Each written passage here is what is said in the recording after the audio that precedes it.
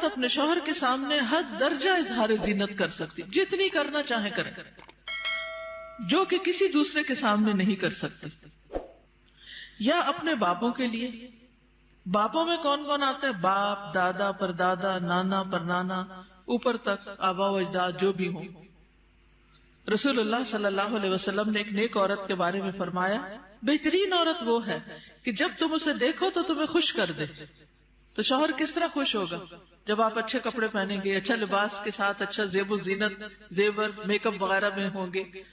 لیکن بہت سی خواتین گھر میں تو کھانا پکاتے پکاتے کپڑوں میں اس قدر کھانے کی اسمیل آ جاتی ہے اور کچن میں پسینے سے برا حال ہو جاتا ہے، اور پھر جب شوہر گھر آتا ہے تو اسی حال میں استقبال کرتے ہیں. اور پھر جب شوہر کو کھانا وغیرہ دے کے فارغ ہو کے جب اپنی سہیلی یا بازار جانا ہوتا ہے تو نہا دھو کے میک اپ وغیرہ کر کے نکل جاتی ہے، کیونکہ اب شوہر آ گیا گھر میں، وہ بچے سنبھالے گا، ہم ذرا آؤٹنگ پہ جائیں. تو یہ بالکل الٹ ہے اس حکم کے جو ہمیں دیا گیا. فرمایا بہترین عورت وہ ہے کہ جب تم اسے دیکھو تو تمہیں خوش کر دے، جب تم اسے کوئی حکم دو تو تمہاری اطاعت کرے، اور تمہاری غیر موجودگی میں اپنے نفس اور تمہارے مال کی حفاظت کرے.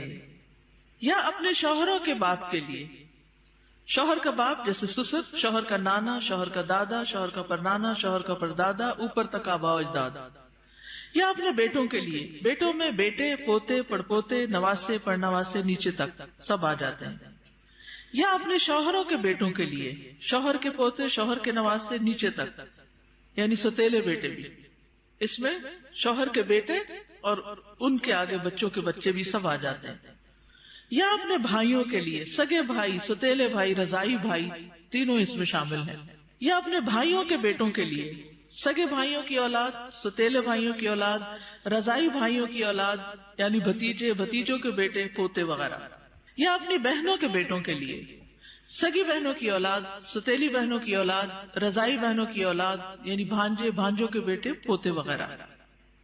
یا اپنی عورتوں کے لیے قابل اعتماد اور باکردار. عن ابن عمر رضی اللہ عنہما وسلم نے فرمایا، لا تباشر المرأة المرأة عن النبی صلی اللہ علیہ وسلم لا قال تباشر المرأة المرأة فتنعتها لزوجها كأنه ان ينظر الغادر إليها. کوئی عورت کسی عورت کے یرفع جسم کے ساتھ له جسم نہ لگائے.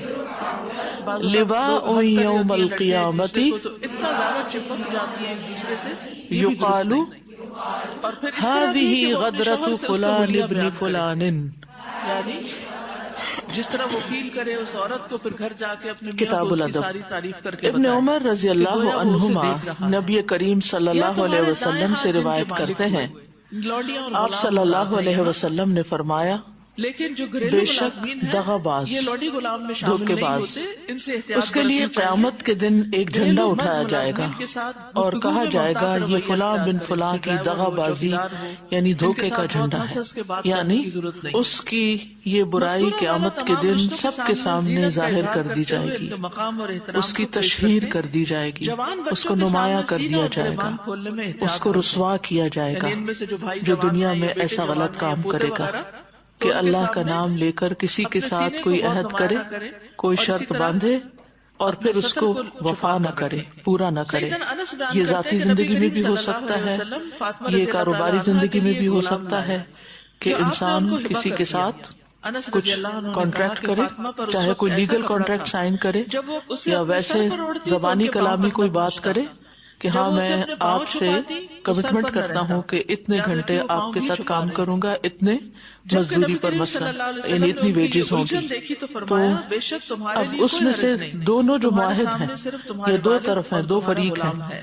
تو اگر اس مزدوری غلام کا دینے والا نام مزدوری عبداللہ کم بن دیتا ہے مسعدہ تھا. اور دھوکہ یہ دیتا ہے فزاری اور تھے، جو سخت کانٹریکٹ میں سیاہ سائن فام. کیا تھا اس کے سیدہ مطابق فاطمہ نے کام انہیں نہیں پرورش کرتا، کر کے یا پھر آزاد جو کر دیا کمٹمنٹ تھا کرنے والا ہے رضی وہ اللہ اپنی تعالی کمٹمنٹ عنہا. پوری نہیں کرتا، وعدہ خلافی اب کرتا ہے، تو التابعین یہ اس غیر میں آ اولی جاتا ہے. الاربۃ یہ ایک من چھوٹی سی الرجال، مثال ہے. یا اسی پیروی طرح اور کرنے چیزیں والے بھی غیر آتی ہیں حاجت کہ مند جس میں مرد. ہم دوسروں کے ساتھ وعدہ کر یعنی یہ لیتے ہیں کون اور سے پھر مرد اس ہیں وعدے جن کو سے پردے میں پورا نہیں نرمی کرتے. اختیار کی جا تو سکتی بنیادی ہے؟ طور پر یہاں نکاح کی عہد حاجت شکنی نہ کرنے رکھنے والا. والے کی بعض ہوتا ہے رسوائی نا کی بات بچپن سے کی گئی ہے خاندانوں کے ساتھ کہ لگ وہاں جاتے ہیں جھنڈا اور وہ لہرا کے کہا جائے گا حاضی غدرت فلاں بن فلاں، یہ فلاں بن فلاں یعنی فلاں جو فلاں کا بیٹا ہے، یعنی پوری طرح اس کی آئیڈینٹی کھول کے بتائی جائے گی کہ یہ اس کی غداری ہے یا اس کی عہد شکنی ہے. جس طرح دنیا میں کسی لشکر کے امیر کے پاس ایک جھنڈا ہوتا ہے اور اس سے وہ پہچانا جاتا ہے. اگر آپ دیکھیں تو کبھی آپ نے مختلف پریڈز وغیرہ دیکھی ہوں گی یا اسکول کے کمپٹیشن دیکھے ہوں گے کہ ہر گروپ کا اپنا ایک جھنڈا ہوتا ہے، فلیگ ہوتا ہے جس سے وہ پہچانا جاتا ہے. فلیگ کے کلر سے ممالک کی بھی پہچان بعض اوقات جیسے کرنسی وغیرہ کی ہے تو اس کنٹری کا نام نہیں لکھتے بلکہ کیا کرتے ہیں جھنڈے کا سائن دے دیتے ہیں جس سے وہ ملک جو ہے وہ پہچانا جاتا ہے یا وہ لیگ پہچانی جاتی ہے یا گروپ پہچانا جاتا ہے. تو اس سے یہ پتہ چلتا ہے کہ قیامت کے دن بھی جھنڈا لہرایا جائے گا. وہاں پر وہ جھنڈا عزت کی علامت نہیں ہوگا بلکہ اس کے دھوکے کی پہچان کے طور پر ہوگا اور اس کا اور اس کے باپ کا نام باقاعدہ لیا جائے گا. تو اس سے یہ بات پتہ چلتی ہے کہ کسی کے ساتھ عہد کر کے توڑنا جو ہے، کمٹمنٹ کر کے پھر بغیر بتائے بغیر کسی عذر کے پیش کیے اس کو نہ نبھانا، یہ حرام ہے. قرآن مجید میں آتا ہے سورۃ البقرہ 177 میں والموفون بعہدہم اذا عاہدوا، اور جو اپنا عہد پورا کرنے والے ہیں جب عہد کریں. یعنی اہل ایمان کون ہے؟ جو اپنے وعدے پورے کرتے ہیں، اپنی کمٹمنٹ نبھاتے ہیں، کیونکہ وعدوں کے بارے میں پوچھا جائے گا. سورۃ بنی اسرائیل میں آتا ہے وَأَوْفُوا بِالْعَهْدِ إِنَّ الْعَهْدَ كَانَ مَسْئُولًا، اور عہد پورا کرو بے شک عہد کا سوال ہوگا. یعنی قیامت کے بارے میں اس کے بارے میں پوچھا جائے گا کہ تم نے فلاں شخص سے جو وعدہ کیا تھا اس کو کیوں نہیں نبھایا، اس کو کیوں نہیں پورا کیا. عہد پورا کرنا تقویٰ کی علامت ہے.